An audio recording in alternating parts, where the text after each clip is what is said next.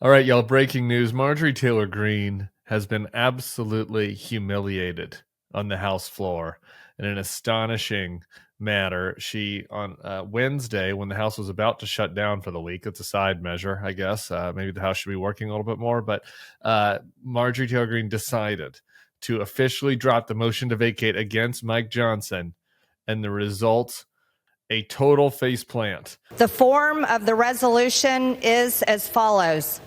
Declaring the office of Speaker of the House of Representatives to be vacant.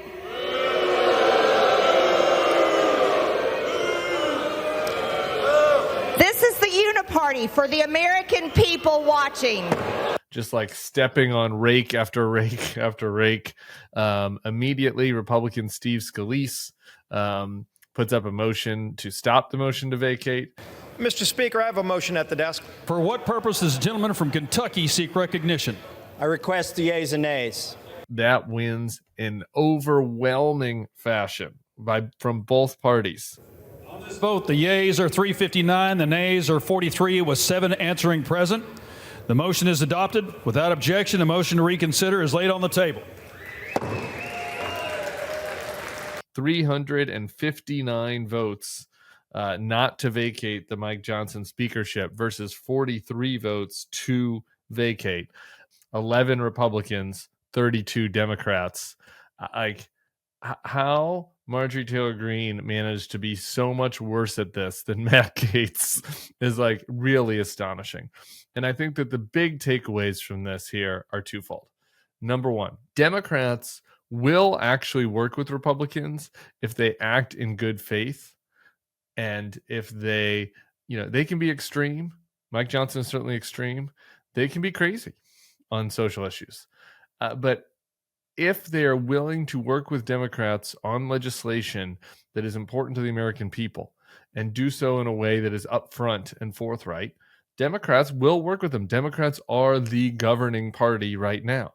And what Mike Johnson did when it came to the vote on Ukraine aid was he made a promise that there was going to be a vote on it, and he followed through on that promise.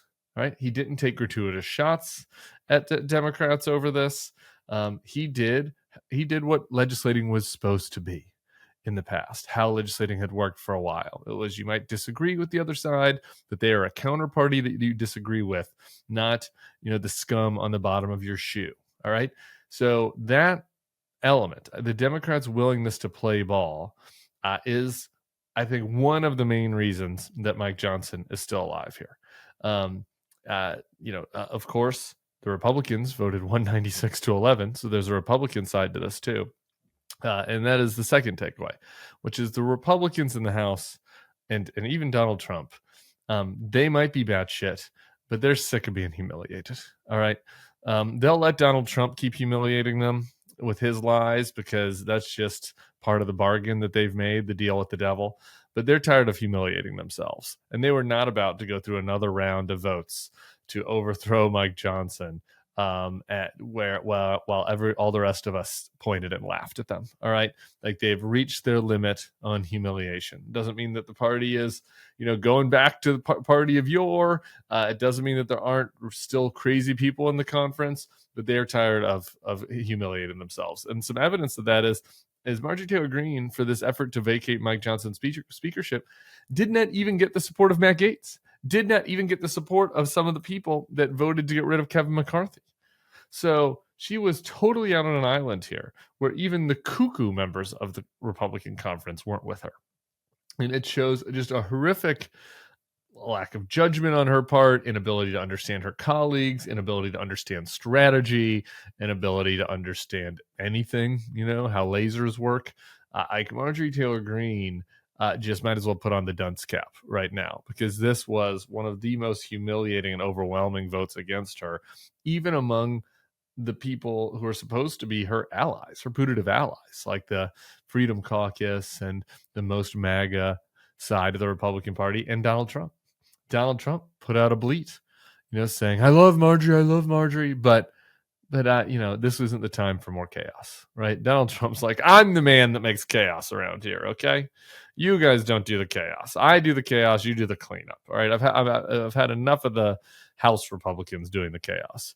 So the Republicans just finally reaching the ultimate capacity for embarrassment and humiliation, mixed with the Democrats being willing to govern with somebody like Mike Johnson, even if they're extreme, as long as they act in good faith, are the two reasons why Marjorie Taylor Greene just gets absolutely crushed in this vote. The other like little bonus for me in this whole deal is Mike Kevin. Remember Mike Kevin? He used to be the Speaker of the House before he got just absolutely pantsed in front of the entire world by high forehead Matt Gaetz. Mike Kevin thought he was so smooth and so slick, you know? He kept trying to play both sides, kept trying to pressure the Matt Gaetz MAGA wing of the party, you know, into a corner, back them into the corner. He tried to make deals with Trump. He'd say, you know, he'd criticize Trump, then he'd go down to Mar-a-Lago. You know, he made sure Trump had the right color starbursts.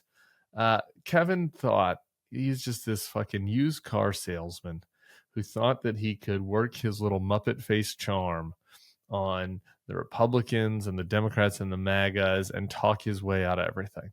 And as it turns out, Mike Kevin just wasn't that good at this, because Mike Johnson is not some, you know, Sam Rayburn. He's not no Nancy Pelosi. This isn't some like legislative mastermind. This was a backbench dude from outside of Shreveport. And Kevin just got shown his ass by this fucking country lawyer from Northwest Louisiana who had never worked at this level at all, like who was way out of his own league. And yet Mike Johnson figured out a way to save his job in a way that Kevin couldn't. And he did so by, in a way that I don't approve of, by making sure that Mr. Trump was on his side. That's number one. He had to do that. So I wag my finger at him over that, but he got that part done. He worked with his colleagues. He won his colleagues over. Many of them, not all, 11 voted against him, but that's not that many. And like I said earlier, he worked with the Democrats. If you look at the statements put out by people like Abigail Spanberger and Sharice Davids, like the more moderate Democrats, like they all basically, you know, to do a TLDR, it's like, we had real problems we had to get done on the budget in Ukraine, and Mike Johnson worked with us on it, and he might have done some bad things in the past with Donald Trump, and he might have some views I don't like, but you know, that's what happens. They won. They have a very narrow majority, and we can work with them on that. So that was all Kevin had to do, right? Instead of like insulting the Democrats and instead of like going on TV and trying to blame them for everything and blame shift, and instead of making promises to Biden and the White House and the Democrats and then not following through on them, you know, instead of like treating Democrats like they're the enemy of the people, if you just treated them like humans, right? If you just treated them like counterparties and tried to cut and worked with them, if he hadn't gone down to Mar-a-Lago 2 weeks after the insurrection to rehabilitate Trump, he'd still be speaker right now.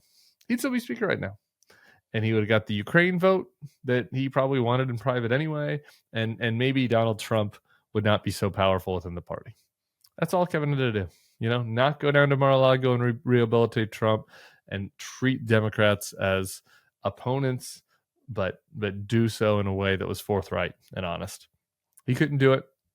And so now he's like, the latest Kevin news is he's out there trash talking Matt Gaetz. He's got his sour grapes. He's like making jokes about how Matt Gaetz did cocaine and slept with underage girls in Politico. That's what Kevin's up to now. Think about how sad that is. This guy used to be the Speaker of the House, second line of the presidency. And what's he doing? Right now, he's like talking trash about the guy that overthrew him months later to reporters. Sour grapes, leaks. Meanwhile, Mike Johnson is cutting deals with the President of the United States, with the Democrats, ensuring that we have funding for our military, for our allies overseas, holding the job of Speaker of the House. He's got a security detail still. Got to tell you, while Marjorie Taylor Greene might be the biggest loser today, her buddy Kevin is definitely the second biggest loser. So happy trails, Marjorie Taylor Greene and Kevin McCarthy. Mike Johnson, I got some problems with you. got some problems with you, but credit where due. Big ups for working with the Democrats a couple of times, acting like an adult. It's a low bar these days, but my Kevin couldn't step over it. So we're proud of you for doing that. And I'm proud of the Democrats. 163 Democrats voted for Mike Johnson. Didn't have to do that. They could have made Mike Johnson walk the plank today, but they didn't because they're a responsible governing partner. So kudos to the House Democrats, to Hakeem Jeffries. Caveated kudos to Mike Johnson. LOLs, Kevin McCarthy and Marjorie Taylor Greene. We'll be back here tomorrow with more on this, on the Trump trial, and I'm going to speak to one of Mike Johnson's Democratic colleagues tomorrow on the Bulwark podcast, so make sure to subscribe to this feed. We'll see you all then. Hey, if you like this video and our content, I'd love for you to become a Bulwark Plus member. You get bonus podcasts, you get bonus newsletters, you get bonus takes from me that maybe don't come up on the YouTube feed. You can try it out for free at thebulwark.com/free trial. The link is below in the description. We'd love to have you as a member of our community. We have great commenters and great opportunities for people who want to protect democracy.